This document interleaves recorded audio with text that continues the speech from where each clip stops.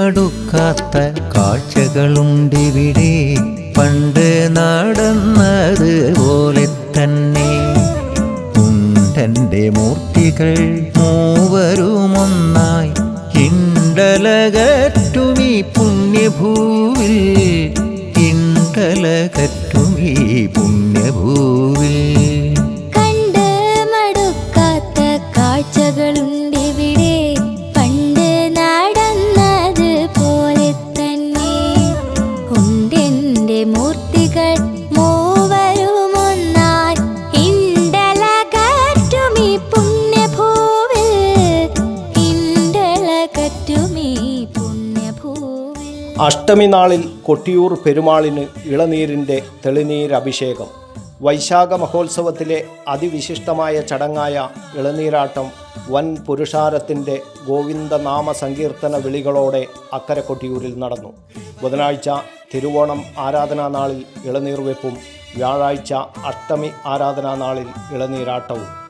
ഇളനീർ അഭിഷേകത്തിലൂടെ ശ്രീ മഹേശ്വരന് സ്വാന്തനവും ഭക്തമനസ്സുകൾക്ക് നിർവൃതിയുടെ ധന്യമുഹൂർത്തവുമാണ് പകർന്നു കിട്ടിയത്. ശിവഭഗവാന്റെ കോപം ശമിപ്പിച്ച് സന്തുഷ്ടനാക്കിയത് ഇളനീർ അഭിഷേകത്തിലൂടെയാണെന്നാണ് വിശ്വാസം.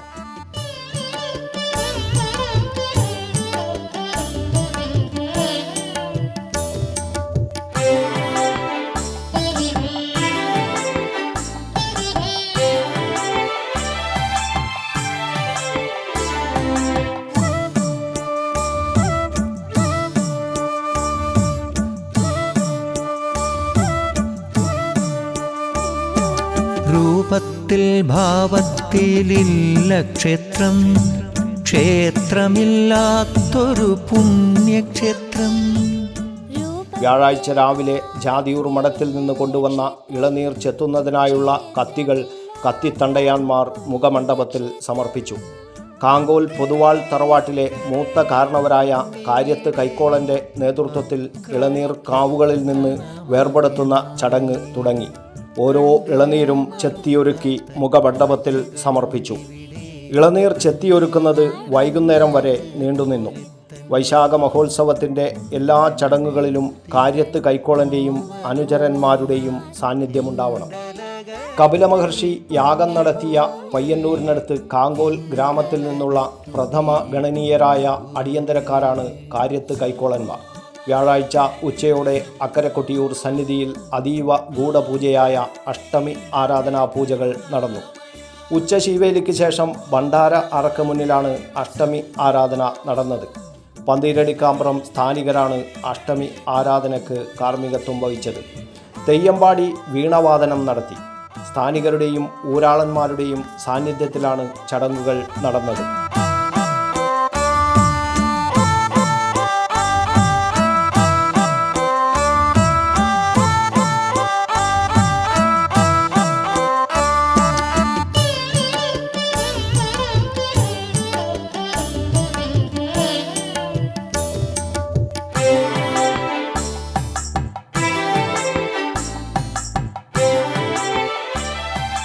രാത്രിയിൽ ദൈവത്തിൻ്റെ വരവ് എന്ന സവിശേഷ ചടങ്ങ് നടന്നു.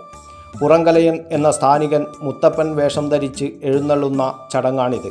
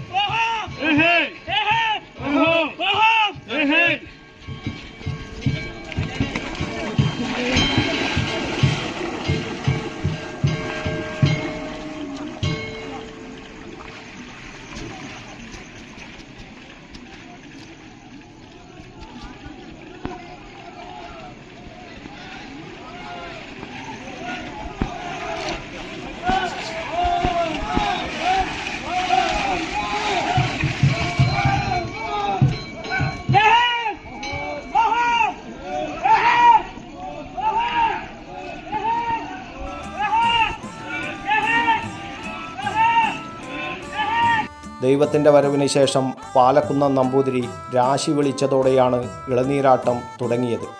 പാലക്കുന്നം 3 ഇളനീരുകൾ കൊത്തി ഉഷക്കാമ്പ്രത്തെ ഏൽപ്പിച്ചു. 3 ഇളനീരുകൾ മന്ത്രധ്വനികളോടെ ശ്രീ മഹേശ്വരൻ്റെ സ്വയംഭൂവിൽ അഭിഷേകം ചെയ്തു. തുടർന്ന് പരികർമ്മികളായ ബ്രാഹ്മണർ ഇളനീരുകൾ കൊത്തി വെള്ളിക്കുടങ്ങളിലാക്കി.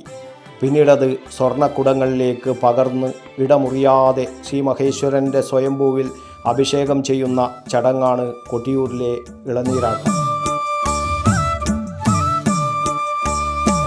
മണിത്തറ മുന്നിൽ വണങ്ങും മുൻപേ മനമുരുകി പ്രദക്ഷിണം വച്ചിടേണം. മണിത്തറ മുന്നിൽ വണങ്ങും മുൻപേ മനമുരുകി പ്രദക്ഷിണം വച്ചിടേണം. ഭണ്ഡാരം പെരുക്കി പിരിഞ്ഞു പോയാൽ അണ്ഡഘടാകത്തിൽ 100 പുണ്യം. അഭിഷേകം കഴിഞ്ഞ് ഇളനീർ തൊണ്ടുകൾ ഭക്തർക്ക് പ്രസാദമായി നൽകുന്നു. തിരുവോണം ആരാധനാനാളിൽ ഇളനീർ വെപ്പ്, അഷ്ടമി ആരാധനാനാളിൽ ഇളനീരാട്ടം. 2 ആരാധനാനാളിലും പതിനായിരങ്ങളാണ് കൊട്ടിയൂരിൽ ദർശനം നടത്തിയത്. ഭക്തലക്ഷങ്ങൾക്ക് അനുഗ്രഹവർഷം ചൊരിഞ്ഞുകൊണ്ട് കൊട്ടിയൂരിൽ ഇളനീർ വെപ്പും ഇളനീരാട്ടവും പൂർത്തിയായി. കണ്ട് മടുക്കാത്ത കാഴ്ചകളുണ്ടിവിടെ, പണ്ട് നടന്നത് പോലെ തന്നെ ഉണ്ടന്റെ മൂർത്തികൾ മൂവരും. ശിവദാസൻ കരിപ്പാൽ, കണ്ണൂർ മീഡിയ. ഇണ്ടലകറ്റുമീ പുണ്യഭൂവിൽ, ഇണ്ടലകറ്റുമീ പുണ്യഭൂവിൽ. ഇതൊക്കെ കണ്ടോ? ഒരു അൾട്രാ മോഡേൺ സെറ്റപ്പ് ഇല്ലേ? കിച്ചനൊക്കെ ഇങ്ങനെ വേണം പണിയാൻ. പറയാൻ എളുപ്പാ, ബട്ട് പണിയാനാണ് പാട്. കയ്യില് നിക്കില്ല സാറേ. ഓ പിന്നെ വലിയ വീടൊക്കെ ഉണ്ടാക്കിട്ട് എന്ത് കാര്യം, നല്ല ഇന്റീരിയർ ചെയ്തില്ലെങ്കിൽ.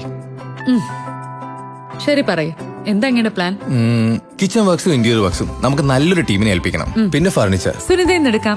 അവിടെ ആകുമ്പോ എല്ലാ മോഡൽ ഫർണിച്ചറും അവൈലബിൾ ആണ്. മോഡേൺ വേണമെങ്കിൽ മോഡേൺ, ട്രഡീഷണൽ വേണമെങ്കിൽ ട്രഡീഷണൽ. ഇനിയിപ്പോ ഇമ്പോർട്ടഡ് ഫർണിച്ചർ വേണമെങ്കിലോ അതും സുനിതയിലുണ്ട്. ഇപ്പോൾ ഏത് ജനറേഷന്റെയും ഫേവറേറ്റ് സുനിത ഫർണിച്ചർ.